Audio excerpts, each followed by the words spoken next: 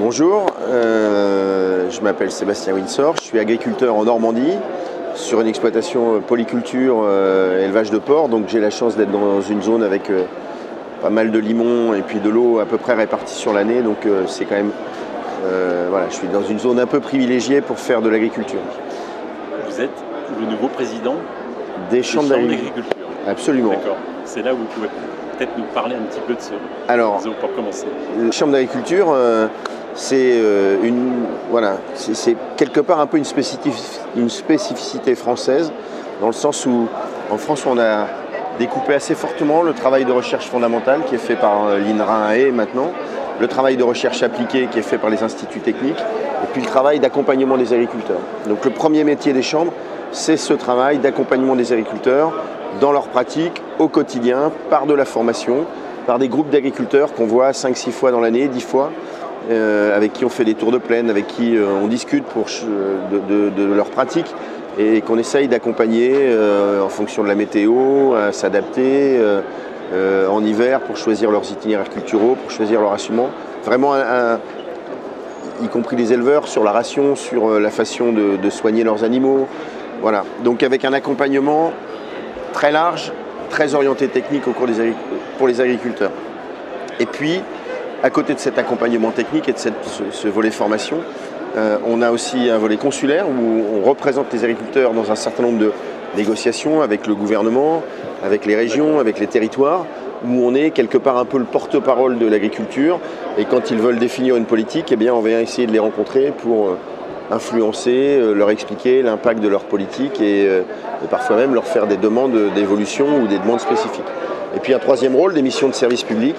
On est très présent par exemple sur l'installation des jeunes où on porte aux côtés des jeunes agriculteurs des missions pour accompagner les jeunes dans la rédaction de leur dossier d'installation, dans la préparation de ces dossiers, dans leur formation pour les installer dans les meilleures conditions possibles. Mais on a ça aussi sur de l'information réglementaire, sur plein d'autres choses où on a des missions de service public d'accompagnement des agriculteurs. Donc ça, c'est les chambres telles qu'elles sont aujourd'hui. Alors, donc votre ambition maintenant, votre plan en pleine transition donc on est dans une période où l'agriculture vit beaucoup de changements, est confrontée à beaucoup de choses, des problèmes économiques, des problèmes de revenus. On dit qu'en France aujourd'hui, le revenu de plus de la moitié des agriculteurs est inférieur à 350 € par mois. Ça, c'est quand même terrible. Deuxième sujet, ils sont télescopés par plein de choses. Le changement climatique qui les impacte, qui d'ailleurs explique une partie du revenu. Je viens de vivre l'année avec la plus grande sécheresse que j'ai vécue, enfin les plus grands pics de chaleur que j'ai connus cet été. Et dans la foulée, l'hiver le plus humide que j'ai jamais connu aussi. Donc voilà, tout ça nous télescope, et puis des attentes sociétales qui viennent aussi s'accélérer et nous demander de plus en plus et de plus en plus vite de faire évoluer nos pratiques. Donc pour mieux répondre à ça, on a rédigé l'ensemble des chambres d'agriculture du réseau, un projet stratégique sur la période 2019-2025. Ce projet stratégique, il porte sur 3 axes. Le premier axe, accompagner les agricultures dans les transitions économiques, sociétale et climatique, et on lit bien les 3.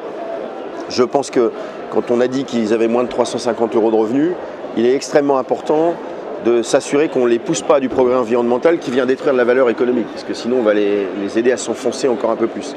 Donc on doit porter des projets avec eux qui leur permettent de sortir du marasme économique et qui leur permettent aussi d'améliorer leur situation environnementale en même temps et pas à côté ou en opposition. Donc cet axe-là, si on décline quelques actions un peu phares à l'intérieur, la transmission à des jeunes, avec tout le travail qu'on fait déjà, mais avec aussi l'enjeu d'aller chercher plus en amont des gens qui vont prendre leur retraite dans les 10 ans, de les rencontrer et de faire en sorte qu'eux, ils aient envie de transmettre à un jeune plutôt que l'exploitation serve à agrandir l'exploitation du voisin. Donc ça, un travail majeur. On doit aller rencontrer les 160 000 agriculteurs français, parce que c'est quasiment la moitié de la population agricole qui va prendre sa retraite dans les 10 ans, et travailler avec eux pour installer un jeune. C'est un boulot colossal, mais c'est un boulot absolument essentiel si on veut maintenir une population active et des jeunes, et c'est comme ça que notre métier évoluera et survivra. Deuxième point dans cet axe-là, accompagner les transitions. Je vous ai dit tout tout ce qui nous télescopait. Quand on n'a pas de revenus, en plus, l'agriculteur, il se concentre sur ce qu'il sait faire, il n'a pas envie de bouger. Un des enjeux, c'est d'aller rencontrer les agriculteurs et d'aller les accompagner dans des transitions. Mais pas un virage à 90 ou encore moins à 180 degrés. C'est de les accompagner dans des petits pas d'évolution qui doivent mener chacun d'entre eux pour améliorer la situation de leur ferme d'un point de vue environnemental, d'un point de vue social et bien sûr d'un point de vue économique. Donc là, quand l'agriculteur il est un peu réticent, quand il est concentré sur ses problèmes économiques, quand en plus il est télescopé par des législations qui se succèdent et qui ne comprend plus, mais la seule solution c'est qu'il y ait un technicien qui aille le voir et qui, dans un échange en tête à tête, discute avec lui, l'écoute, comprenne ses envies, ses besoins, et qui lui propose 2-3 trucs à changer sur son exploitation, pas à pas. Il ne fera pas un grand pas, il fera 2-3 petits pas, et 2-3 petits pas autour de trucs qui vont l'intéresser parce que ça va régler quelques-uns de ses problèmes. Et donc là, notre enjeu aussi, rencontrer d'ici 2023 80% des agriculteurs, faire ce petit travail de diagnostic avec eux et leur proposer 2-3 solutions.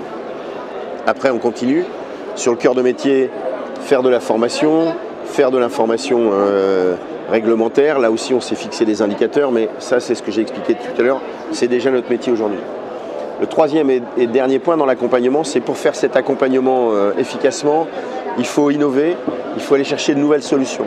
Et là, on doit être plus présent au niveau européen pour aller déposer des dossiers recherche, pour aller faire financer de la recherche appliquée, de la recherche pragmatique, pour trouver des solutions pour les agriculteurs. Pourquoi ? Parce que je pense que hier, on avait de l'innovation qui arrivait des labos, et puis elle nous était livrée, et notre rôle, c'était de la transférer aux agriculteurs. Je pense que cette période-là, elle est finie. De moins en moins d'innovations vont arriver comme ça, et de plus en plus, pour résoudre les problèmes des agriculteurs, il faudra comprendre le problème, et une fois qu'on a compris le problème, aller chercher des petits bouts de solutions qui sont partout, et en les combinant, amener la solution à l'agriculteur. C'est le cas du glyphosate. D'abord, je ne suis pas sûr qu'on arrivera à s'en passer partout, mais là où on arrivera à s'en passer, ce n'est pas par une nouvelle molécule qui va remplacer le glyphosate, c'est parce qu'on aura réussi à faire de la combinaison de petites solutions qu'on sera allé chercher à l'INRA, dans les instituts techniques. Voilà. Et donc, un enjeu pour nous, développer, multiplier par 2 le nombre de projets qu'on va chercher au niveau européen, déposer plus de 30 dossiers par an sur des projets européens, et pour ça, faire le bon lobbying à Bruxelles pour qu'ils ouvrent des appels à projets sur des sujets qui intéressent les agriculteurs. Ça, c'était la partie, j'allais dire, accompagnement aux transitions. Deuxième axe, créer de la valeur. On est en plein dans les débats des États généraux de l'alimentation, le débat du partage de la valeur avec la grande distribution, de sortir du modèle de la grande distribution, les plans de filière. Ça, c'est des sujets sur lesquels les chambres ont assez peu d'impact. Par contre, notre rôle à nous, c'est à des échelles locales d'aller porter des projets de territoire, de faire en sorte que dans chaque département, tous les ans, on aille créer au moins 2 projets avec une quinzaine d'agriculteurs qui vont leur amener de la valeur ajoutée, qui vont créer un peu de développement autour de projets alimentaires territoriaux avec des collectivités autour. Mais ça peut être autour de la bioéconomie. J'ai de la haie chez moi, elle vieillit, il y a un moment, il faudra arriver à la tailler, replanter des nouvelles haies. Ben, si j'arrive à faire ça avec en plus une collectivité qui valorise mon taillage de haies en bois de chauffage pour chauffer l'école élémentaire du village, eh ben, c'est des beaux projets qui vont amener à la fois un progrès environnemental, je vais maintenir les haies, je vais les entretenir, et un plus économique pour mon exploitation sur le territoire. Donc là, en faire 2 dans chaque département tous les ans. S'inscrire dans l'accompagnement de l'agriculture biologique. On veut être les chambres, l'acteur qui accompagne au moins la moitié des agriculteurs biologiques, que ce soit à leur installation ou après dans les problèmes techniques qu'ils vont rencontrer, parce que l'agriculture biologique, elle est encore plus technique que toute autre agriculture, donc on veut les accompagner. Troisième point, pour aller créer de la valeur, c'est le sujet des circuits courts. On a aujourd'hui 8000 agriculteurs qui sont adhérents à notre marque qui s'appelle Bienvenue à la ferme, représentée par une petite fleur là. Et ben, on veut passer de 8000 à 15 000, développer, quasiment doubler dans les 5 ans à venir le nombre d'agriculteurs qui font de la vente directe pour améliorer leur situation économique et pour répondre aux attentes de la société. Et puis, allez, j'allais dire dernier point, recréer du dialogue avec les collectivités locales, notamment les intercommunalités. On est dans une phase d'élection, vont être élus des présidents et des bureaux dans 1250 intercommunalités en France.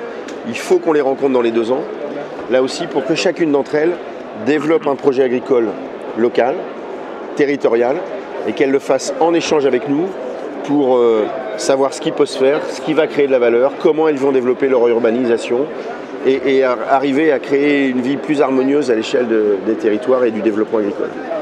Et puis on a une dernière ambition sur le troisième axe, qui est un axe de communication, arriver à ce que les agriculteurs, mais y compris les salariés de nos chambres d'agriculture, soient des acteurs de la communication, échangent avec le monde extérieur sur la réalité de nos métiers, sur ce qu'on fait, sur nos pratiques. Et pour ça, prendre les devants, aller parler de nos métiers et ne pas répondre à des attaques comme l'agribashing qu'on peut connaître aujourd'hui. Notre force pour faire ça aujourd'hui, c'est un réseau territorial très fort, une implantation dans les départements très forte, 8500 salariés répartis sur quasiment 500 sites en France et une proximité aux côtés des agriculteurs pour aller faire ces missions. 113 chambres, non ? Alors 113, 90 départementales, 13 chambres régionales. D'accord. Donc ça fait 103 chambres. Et rappelez-nous, derrière, combien d'agriculteurs en France maintenant ? 400 000 agriculteurs. 400 000. Très bien. Bah écoutez, merci beaucoup. Merci. Pour ces